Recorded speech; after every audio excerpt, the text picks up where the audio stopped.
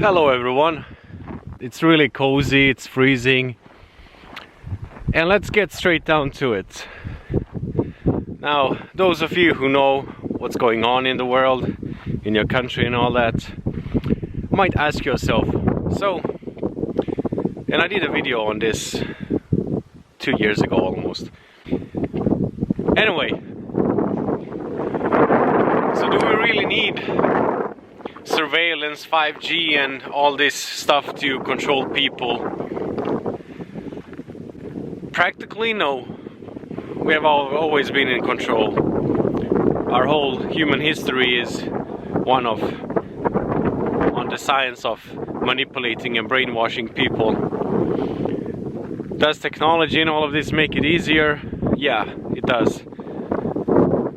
On the other hand, if you already control people, if you already control what they eat, how they treat their diseases, you know, if we are already in control, why waste energy and resources on furthering that control and making it more obvious on what's going on?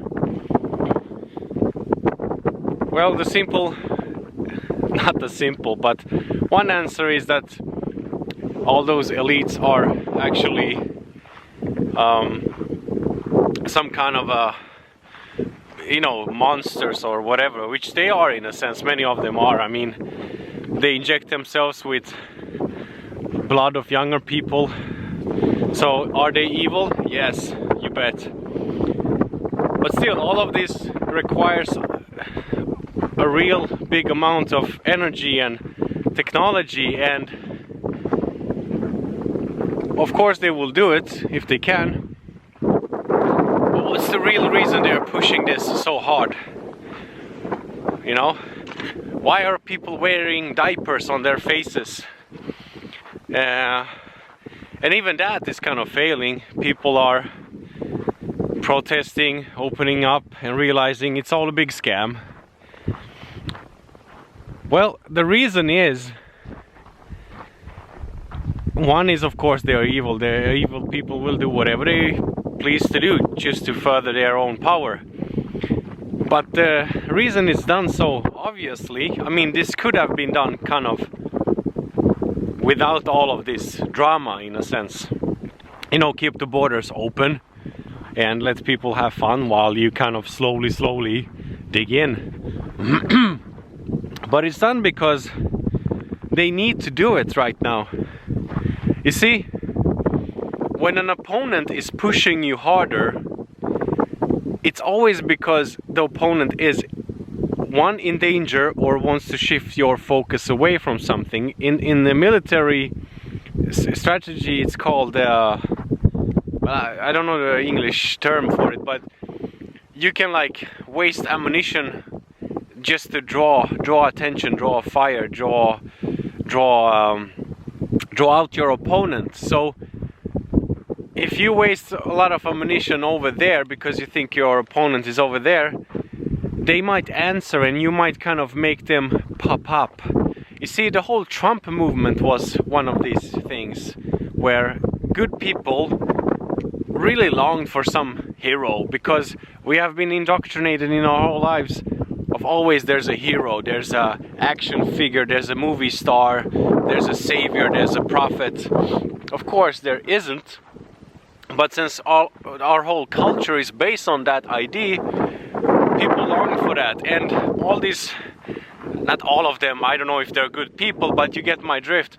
People who have conservative values, people who are opposed to the bad side of what's been going on for the last decades, they popped up from nowhere, and with that they became easy targets for even more surveillance and more registering of their opinions and their ideas.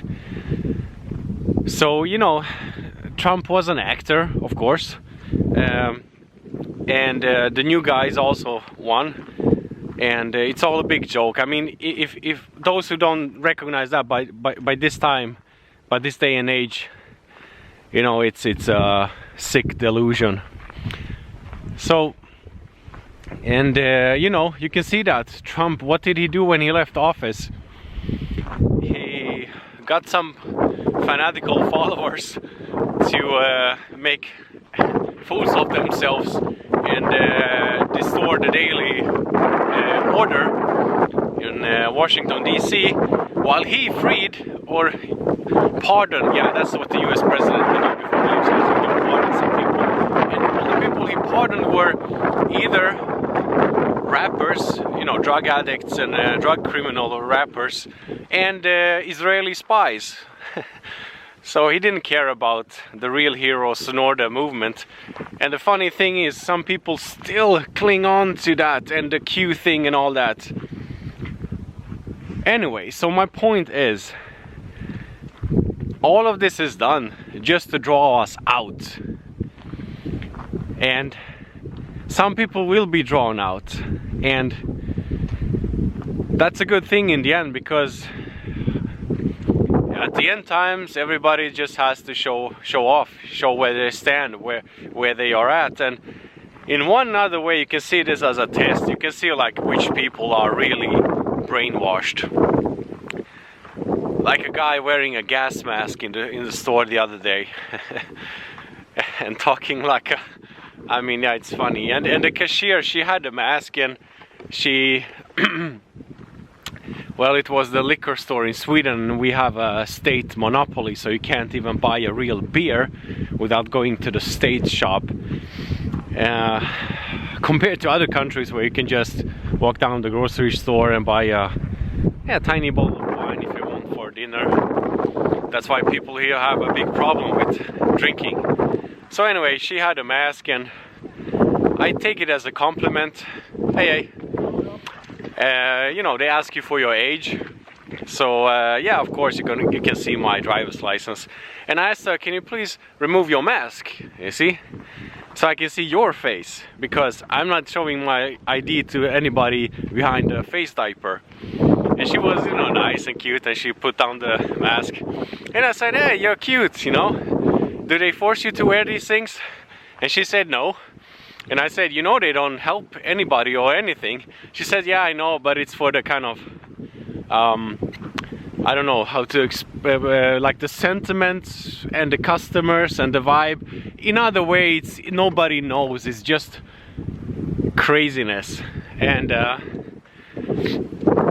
yeah, so where was I going with this?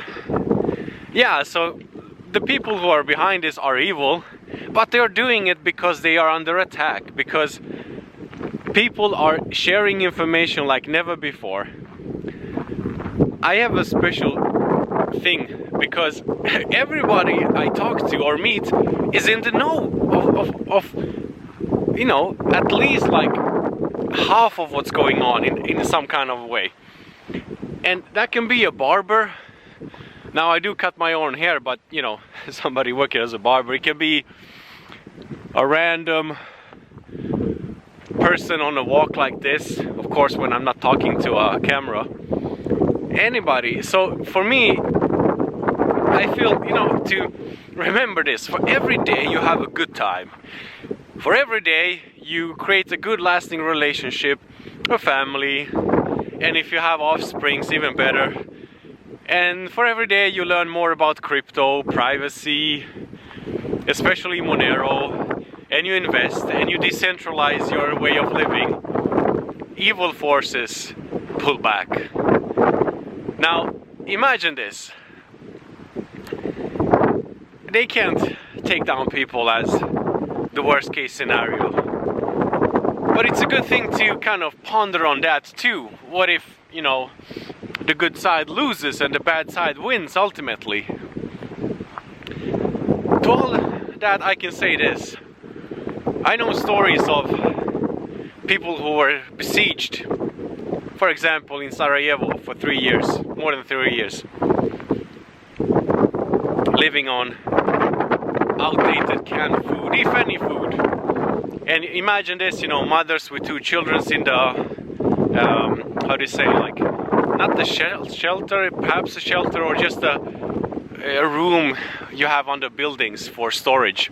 you know, protecting yourself, while the husband is out there fighting for liberty, might not come back. That's stress, you know. Those people didn't give up. So when I hear people in this day and age whine and feel afraid about all of this, like it's already lost, it's already gone, blah, blah. I mean, come on. Like, you know, we don't need those people in our team. We need people who are winners, people who can see clearly. You know, don't follow for anything. Don't follow for the good or bad trends. You know, just stick with it. As I said, for every day you're having a good day, you further elaborate on your relationships. That can be with friends too. You know, of course, like connect with people, connect with like-minded people. You know, decentralize your way of living, and the better it becomes, because people live in their bubble, and it's easy. I mean, you have a room and your laptop, and you pick your information. So yeah, that's why I feel the world has always been a struggle. This is not neither worse nor the best. It is what it is, and not the same thing is not happening all over the world. So your country might be in situation A and my country might be in a situation D. And with this kind of technology we can inspire and help out one another. But that's just my take on this. People will be... Oh, swans. The Swan Lake by Tchaikovsky. My daughters are into ballet right now, so they are imitating the dances, and it's nice to have that kind of thing playing at in our home. So yeah, even regarding culture and music and arts, I mean, it's all our choices, you know. You choose what you want to be exposed to, and you can choose degeneracy or art. That's my take on this. Be the cavalry, you know. Just ride in, sweep the battle, decide it, take the glory, take the victory, and go home. Everybody I meet, everybody in my life is kind of in the know. It's really amazing. It's a blissful place, you know, to be at. Because in some way, it didn't come. It's not that I'm lucky. I've changed people slowly, and not seeing that as a fight or a struggle, but just living the way I think kind of life should be lived. But I will never tell somebody else how to do something at all, because that's just buffoonery. Because if you live in a certain way, you're healthy, happy, or whatever, you know, that's the score.